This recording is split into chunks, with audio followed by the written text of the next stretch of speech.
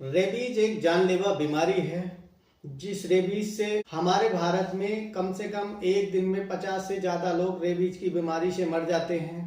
तो आज हम इसी बात पर बात करने वाले हैं। तो दोस्तों, रेबीज होने के बाद कोई इलाज नहीं हो पाता है। तो रेबीज होने से पहले हमें क्या क्या उपाय करने चाहिए, क्या क्या हमें मेडिसिन लगानी चाहिए। अगर किसी को रेबीज एनिमल ने काटा है, जैसे किसी बंदर ने काट लिया या फिर किसी कुत्ते ने काट लिया या फिर किसी बिल्ली ने काट लिया या फिर किसी अन्य जानवर ने काट लिया, तो सबसे पहला उपाय है दोस्तों, हमें एक साबुन लेना है। क्योंकि साबुन के अंदर जो होता है फिनोइल सबसे ज्यादा होता है।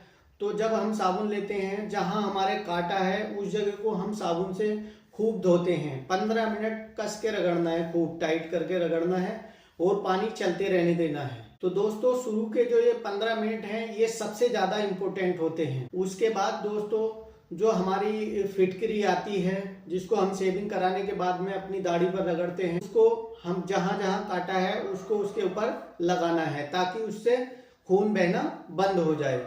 और उसको जब तक लगाना है जब तक खून बहना बिल्कुल बंद ना हो जाए। फिर उसके बाद हम डॉक्टर के पास जाते हैं। तो फिर अब से आगे जो वीडियो है हमारी उन डॉक्टर दोस्तों के लिए, डॉक्टर भाइयों के लिए भी है। तो वो सबसे पहले उसके लिए रेबीज लगाएं। रेबीज की जो वैक्सीन आती है उसको लगाएं। जिस भी जानवर ने काटा है, अगर उसके दांत ज्यादा पियर्स हो गए हैं यानी कि ज्यादा गहरा काट लिया है, तो उसके लिए एक ह्यूमन मोनोक्लोनल एंटीबॉडीज आता है जिसको हम रेबीज सीरम बोलते हैं। उस सीरम को जहां पर गहरे दांत लगे हुए हैं उस जगह पर उसको अंदर लगाना है।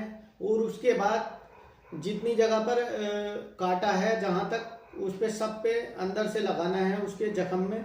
और उसके बाद जो भी सीरम बचेगा उसको इंटरमस्कुलर लगाना है। और ये एक ही बार यूज होता है। तो दोस्तों, ये जान बचाने वाली दवा है। और अगर ये किसी मरीज को नहीं लगती है तो उसमें बहुत परेशानी होती है। और खास करके उनके लिए जिनको गाल पे काटा हो या सर में काटा हो या फिर हाथ में काटा हो, उन लोगों में रेबीज जल्दी फैलता है। तो उनके लिए ये एंटी सीरम बहुत ही अच्छा कमाल का काम करता है।